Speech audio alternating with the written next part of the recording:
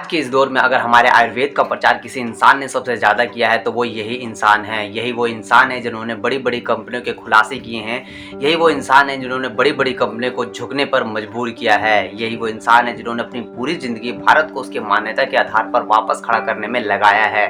मैं बात कर रहा हूँ राजीव दीक्षित जी की, जिनके पास आयुर्वेदा के ऐसे-ऐसे उपाय थे कि जिससे कि बड़ी-बड़ी कंपनियों को डर लगता था कि कहीं हम खत्म ना हो जाएँ। शायद यही कारण है कि आज राजीव दीक्षित जी की मौत एक रहस्य बनकर रह गई है।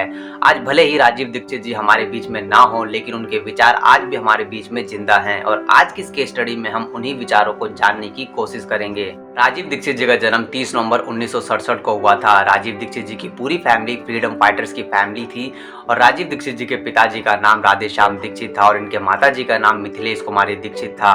राजीव दीक्षित जी ने अपनी सेकेंडरी और हायर सेकेंडरी की पढ़ाई उत्तर प्रदेश के फिरोजाबाद में की थी, जिसके बाद वो बीटेक करने के लिए इलाहाबाद में आ गए थे, जहां पर उन्होंने बीटेक करने के लिए जेके इंस्टीट्यूट में एडमिशन लिया था। लेकिन भोपाल हादसे के वक्त उन्होंने अपनी बीटेक की पढ़ाई बीच में ही रोक दी थी। लेकिन बाद में राजीव दीक्षित जी ने अपने बीटेक की पढ़ाई पूरी कर ली थी, जिसके बाद उन्होंने आईआईटी कानपुर से एमटेक की भी पढ़ाई की थी।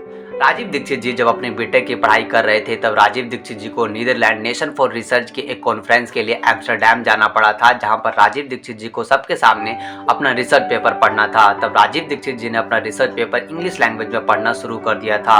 तब वहां पर बैठे एक डच साइंटिस्ट ने उन्हें रोका और कहा कि आप अपनी मदर टंग में अपने रिसर्च पेपर को पढ़ें। तब राजीव दीक्षित जी ने कहा कि अगर मैं अपनी मदर टंग में अपने रिसर्च पेपर को पढ़ूंगा तो यहाँ पर बैठे सभी लोगों को कैसे समझ में आएगा कि मैं क्या बोल रहा हूँ। तब डच साइंटिस्ट ने कहा कि इसकी चिंता तुम मत करो, यहाँ पर बैठे सभी लोगों के पास लैंग्वेज ट्रांसलेशन की फैसिलिटी है, इसीलिए तुम अपनी मदर टंग में जो कुछ भी कहोगे हम उसे समझ सकते हैं। इस इंसिडेंट ने राजीव दीक्षित जी के ऊपर बहुत ही गहरा इम्पैक्ट डाला और यहीं से राजीव दीक्षित जी को ये रियलाइज हुआ कि कैसे दूसरे देश के लोग तो हमारी भाषा की कदर करते हैं, लेकिन हम खुद ही अपनी भाषा की कदर नहीं करते हैं। जिसके बाद राजीव दीक्षित जी ने 1991 में अपने कलीग्स के साथ मिलकर आज़ादी बचाओ आंदोलन की शुरुआत की थी, जिसमें राजीव दीक्षित जी ने पेप्सी और कोको कोला जैसी कंपनी का विरोध किया था कि कैसे ये कंपनी हमारे भारत देश के हेल्थ और कल्चर को बर्बाद कर रही है, जिसके लिए राजीव दीक्षित जी को तिहाड़ जेल में भी जाना पड़ा था।